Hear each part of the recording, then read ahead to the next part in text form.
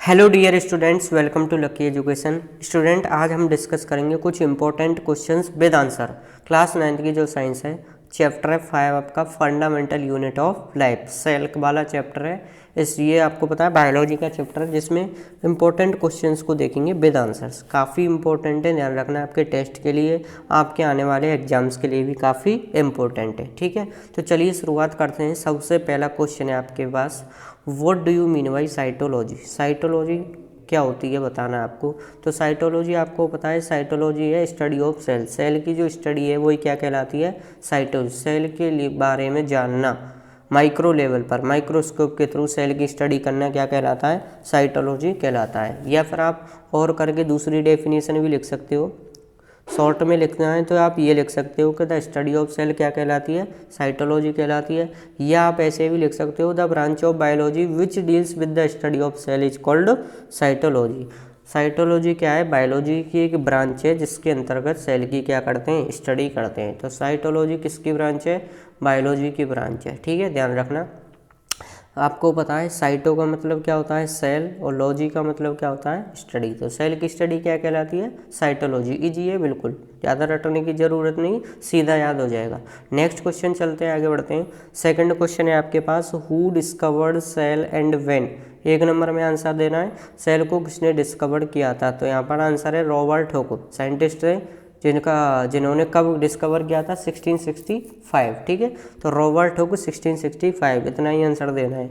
तो एक फोटो में आपको ये भाई साहब दिख रहे हैं, ये कौन है, रॉबर्ट हुक है। ठीक है, और इनकी एक प्रमुख पुस्तक भी थी, इन्होंने एक बुक को भी क्या किया था, राइट किया था, जिसका नाम था माइक्रोग्राफिया, जिसमें क्या है, सेल की स्टडी की थी इन्होंने, उसके बारे में बताया था। ठीक है, क्लियर। नेक्स्ट क्वेश्चन है आपके पास, third question, write the full form of RNA and DNA. काफ़ी इंपॉर्टेंट है, ध्यान रखना, बार बार पूछा जाता है। Write the full form of DNA. तो डीएनए की हो जाएगी डीऑक्सी राइबो न्यूक्लिक एसिड, और आरएनए की हो जाएगी ribo nucleic acid, ribo nucleic acid. तो डीएनए और आरएनए काफ़ी इंपॉर्टेंट है, ध्यान रखना, लिख लेना। ये देखो यहाँ पे स्ट्रक्चर देख सकते हो डीएनए एंड आरएनए की।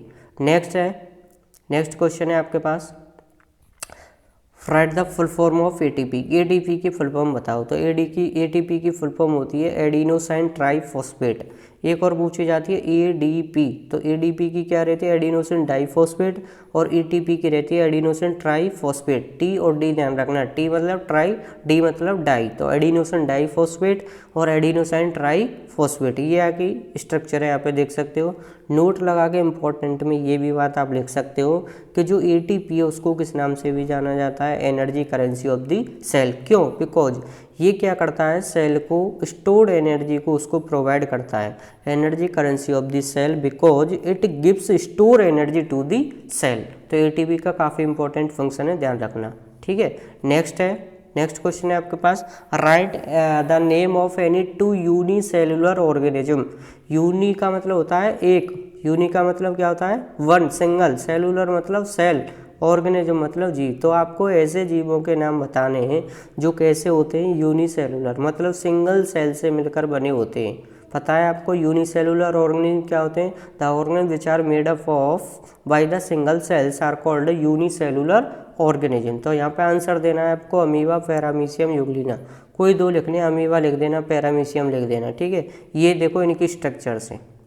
ठीक है, तो पांचवा क्वेश्चन क्लियर हुआ आपका। अमीबा एंड पैरामीशियम कैसे ऑर्गेनिज्म होते हैं, यूनिसेलुलर ऑर्गेनिज्म। क्लियर। बाकी नेक्स्ट जो क्वेश्चन है आपके पार्ट 2 में आएंगे, ये पार्ट 1 है। इन सभी क्वेश्चंस को आप एक कॉपी में लिख सकते हो। ठीक है, बाकी नेक्स्ट वीडियो में नेक्स्ट लेक्चर लेके आएंगे। तब तक के लिए धन्यवाद। Keep learning, keep enjoying, thank you.